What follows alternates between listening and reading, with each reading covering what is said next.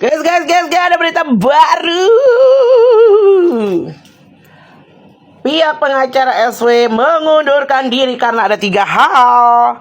Apa sih hal itu? Tiga itu apa? Cari tahu sendiri ya.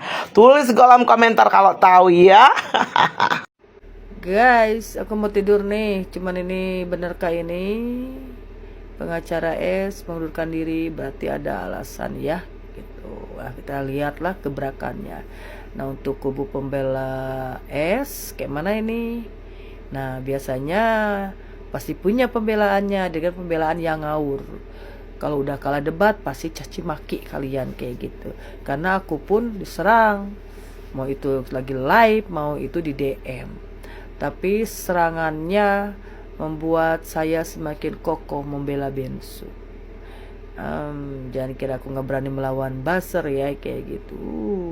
Walaupun buzzernya yang sebelah galak-galak, tak tantangin, kagak takut gua.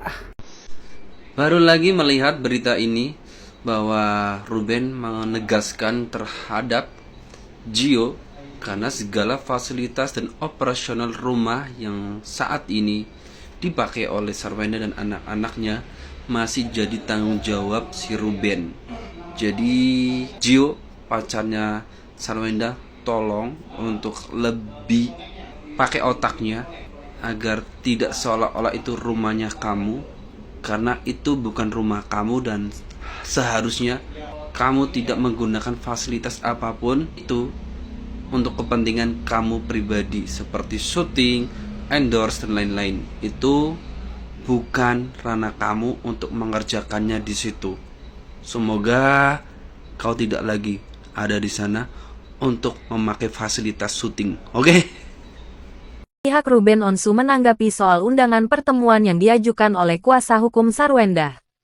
Kuasa hukum Ruben Onsu, Minola Sebayang, mempertanyakan mengapa Sarwenda lebih memilih mengadakan pertemuan dibanding mengatur pertemuan antara sang mantan suami dengan anak-anaknya.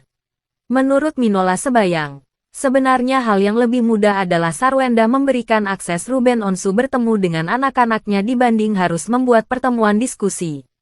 Kan ini tinggal tergantung niat. Kan tadi kan saya sudah tanya tuh mana yang lebih simpel.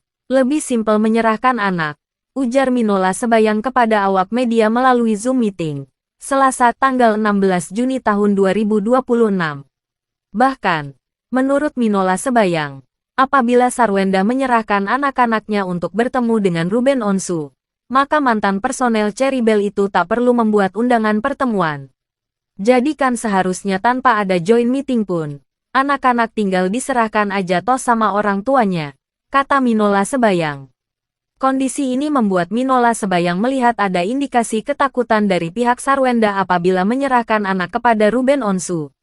Pasalnya, apabila tidak ada kekhawatiran maka dirasa mudah bagi Sarwenda untuk mempertemukan anak-anaknya dengan Ruben Onsu. Kok sama ayahnya sendiri? Apa yang menjadi ketakutan? Apa yang menjadi kekhawatiran gitu loh? Tanyanya. Serankan aja gitu loh. Nah, itu yang perlu dilakukan ya, katanya. Pihak Ruben Onsu pun melihat tak ada niat baik dari pihak Sarwenda.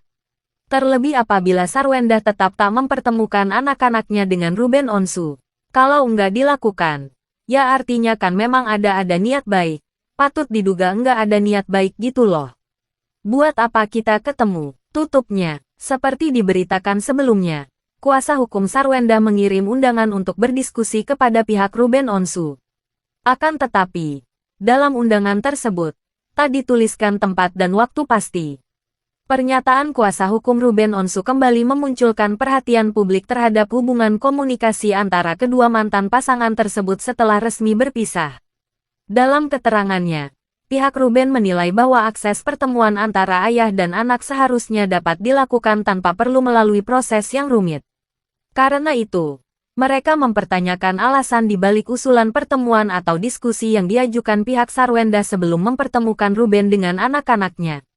Di sisi lain, persoalan hak asuh dan akses bertemu anak setelah perceraian memang kerap menjadi isu sensitif yang membutuhkan komunikasi baik dari kedua orang tua. Publik pun memiliki beragam pandangan terkait polemik ini. Ada yang mendukung upaya dialog terlebih dahulu agar tidak terjadi kesalahpahaman. Sementara ada pula yang berpendapat bahwa kepentingan anak harus menjadi prioritas utama sehingga komunikasi antara ayah dan anak sebaiknya dapat berjalan dengan lancar.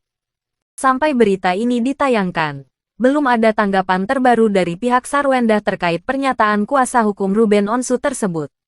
Sementara itu, polemik mengenai akses pertemuan Ruben dengan anak-anaknya masih terus menjadi perhatian publik dan penggemar yang mengikuti perkembangan keluarga mereka. Banyak pihak berharap persoalan ini dapat diselesaikan melalui komunikasi yang baik dan mengedepankan kepentingan terbaik bagi anak-anak. Terlepas dari berbagai perbedaan pandangan yang muncul, publik tentu menantikan solusi yang dapat membawa kebaikan bagi semua pihak yang terlibat, terutama bagi anak-anak yang berada di tengah situasi tersebut. Bagaimana pendapat Anda mengenai pernyataan terbaru dari pihak Ruben Onsu ini? Apakah pertemuan dan diskusi terlebih dahulu memang diperlukan? Atau sebaiknya akses pertemuan antara orang tua dan anak dapat dilakukan secara langsung? Tulis pendapat Anda di kolom komentar dengan bahasa yang santun dan saling menghormati. Jangan lupa berikan like, subscribe, dan aktifkan lonceng notifikasi agar tidak ketinggalan update terbaru seputar dunia selebriti, gosip artis, dan kabar viral lainnya. Terima kasih sudah menonton. Sampai jumpa di video berikutnya.